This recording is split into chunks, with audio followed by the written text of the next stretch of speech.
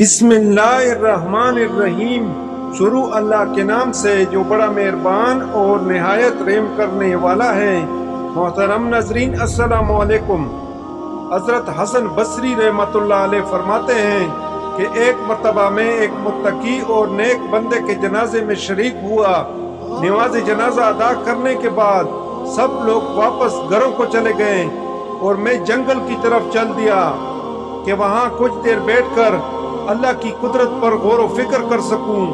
جنگل میں ایک گھنی جگہ پر بیٹھ گیا کہ اچانک میری نظر درختوں میں چھپے ایک غار پر پڑی۔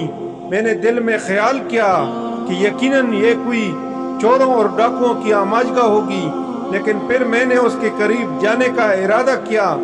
میں نے سنبھلتے ہوئے آگے بڑھنا شروع کیا۔ جب میں غار کے قریب پہنچا تو کیا دیکھتا ہوں کہ غار کے اندر ایک نورانی صورت والے شخص عبادت کر رہے ہیں۔ میں اندر داخل ہو گیا اور سلام کرنے کے بعد میں نے پہلا سوال کیا، اے بندہ خدا، آپ یہاں اس ویران غار میں کیا کر رہے ہیں؟ انہوں نے جواب دیا، جناب میں نے سنا تھا کہ بصرہ میں بہت سے نیک لوگ موجود ہیں، لہٰذا میں ان سے فیض پانے اور اللہ کے حضور عبادت کرنے کے لیے ملک شام سے بصرہ آ گیا، اور اب میں یہاں اس غار میں رہتا ہوں اور اللہ کی عبادت کرتا ہوں۔ میں نے پھر سوال کیا، اے نیک انسان، تمہارے پاس کھانے پینے کا بندوبست کون کرتا ہے؟ انہوں نے جواب دیا کہ جب میں بھوک محسوس کرتا ہوں تو درختوں کے پتے کھا لیتا ہوں، اور جب پیاس محسوس کرتا ہوں تو ندیوں کا پانی پی لیتا ہوں۔ اس طرح مجھ کو سب کچھ میسر ہے۔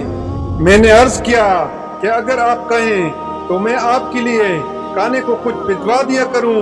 انہوں نے کہا، نہیں، میں اتنے سالوں سے درختوں کے پتے کھا کر زندہ ہوں، مجھے روٹی سالن کھائے ہوئے عرصہ گزر گیا، اب مجھے اس کی کوئی ضرورت نہیں۔ میں اصرار کرنے لگا کہ مجھے اجازت دیں کہ میں آپ کی کچھ خدمت کر سکوں اور ہمارے لیے کچھ برکتیں لکھی جا سکیں۔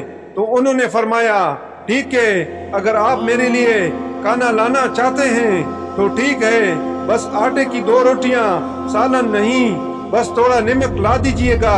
میں نے یہ سن کر ان سے اجازت لی اور گھر واپس آ گیا۔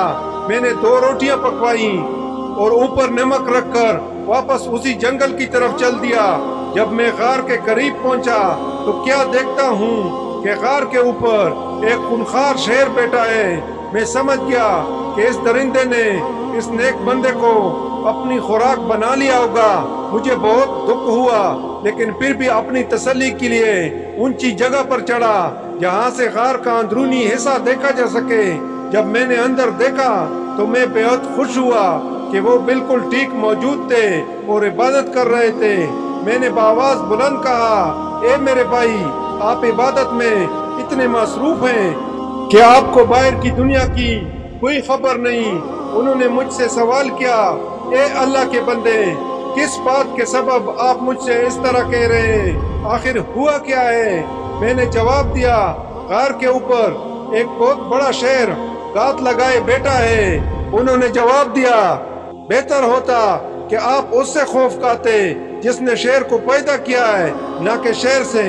پھر وہ شیر کی طرف متوجہ ہوئے اور فرمانے لگے، اے درندے، اگر تو یہاں میرے رب کے حکم سے آیا ہے، اگر مجھے نقصان پہنچانے کا تجھے حکم ملا ہے تو میں تجھے روک نہیں سکتا، لیکن اگر ایسا نہیں ہے تو یہاں سے چلا جا کہ تو میرے بھائی کی ملاقات میں خلل ڈال رہا ہے۔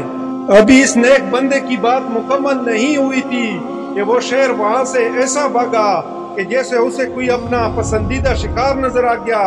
اس کے بعد میں غار میں پہنچا اور اس کے سامنے کھانا پیش کر دیا کہ جی، جو آپ نے فرمایا تھا وہ حاضر ہے۔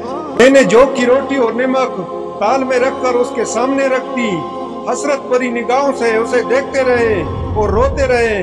پھر اللہ کے حضور فرمانے لگے، اے میرے پروردگار، اگر میں نے تیرے حضور کوئی مقام پا لیا ہے تو میری دعا سن لے اور اسی وقت میری روح کو قبض کر لے۔ ابھی اس نیک بندے کے الفاظ پورے نہ ہوئے تھے کہ اس کی روح قبض ہو گئی۔ میں یہ سب دیکھ کر بہت متاثر ہوا اور رنجیدہ ہو گیا۔ پھر میں شہر واپس آیا اور پھر کچھ نیک بندے اپنے ساتھ لیے کہ ہم سب مل کر اس دوست کی تدفین کر لیں۔ ایک بار پھر ہم اس غار میں پہنچے، لیکن کیا دیکھتے ہیں کہ وہاں کوئی میت موجود نہ تھی۔ ہم نے ہر جگہ تلاش کیا لیکن ہم کو میت کہیں نہ ملی۔ سبحان اللہ، کیا شان ہے ہمارے رب کی اور اس کے نیک بندوں کی۔ محترم عزیز دوستو، آپ نے کئی بار سنا ہوگا اور اللہ پاک بار بار فرماتا ہے اور حدیث میں بھی بار بار بیان ہوا ہے کہ یہ دنیا کھیل تماشا ہے، یہ دنیا ایک دھوکے کا گھر ہے، یہ دنیا دھوکے کے سوا کچھ نہیں۔ جن لوگوں پہ یہ راز اشکار ہو جائے، جو لوگ اس راز کو جان لیتے ہیں، وہ دنیا سے کنارہ کشی اختیار کر لیتے ہیں اور صرف اللہ تعالیٰ کی عبادت کو اپنی زندگی کا مقصد بنا لیتے ہیں۔ مگر جن لوگوں کی آنکھوں پر دنیا کے دھوکے کی پٹی بندھی ہوئی ہے، وہ دنیا کو ہی اپنا سب کچھ سمجھ لیتے ہیں۔ اللہ تعالیٰ سے دعا ہے کہ اللہ تعالیٰ اپنی سچی محبت اپنے دل میں پیدا فرمائے اور ہمیں اپنا نیک بندہ بننے کی توفیق عطا فرمائے۔ آمین یا رب العالمین۔ اللہ تعالیٰ ہم سب کا حامی و ناصر ہو۔ جزاک اللہ۔ اللہ حافظ۔